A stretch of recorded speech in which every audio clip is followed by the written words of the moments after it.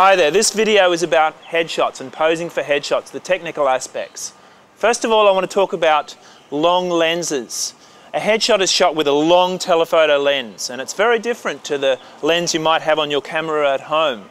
Everything's magnified, everything's brought in really close, okay? So that affects the way you move to a headshot camera. So here we are in a full length, right?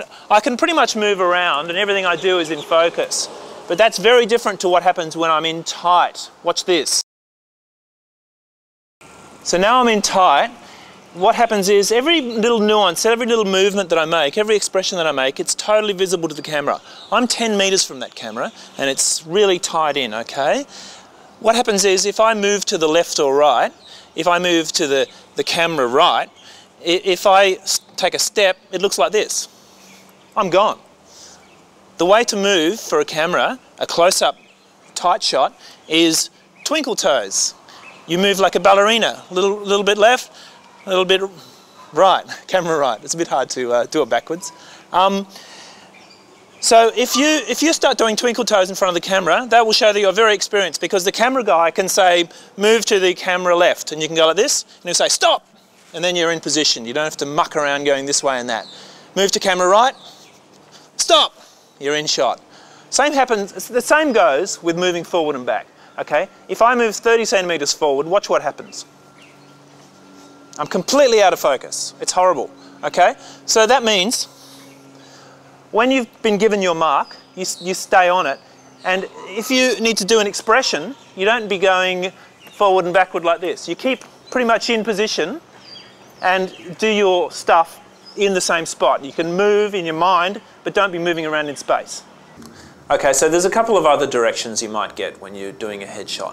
One is to turn your body to the side, which means like that basically. So then you're facing back to camera. Okay, it's pretty obvious, but people get very confused about that. And I say turn your feet that way, so that people don't turn through the body like that. That's not comfortable, but when you turn your feet that way, that's comfortable.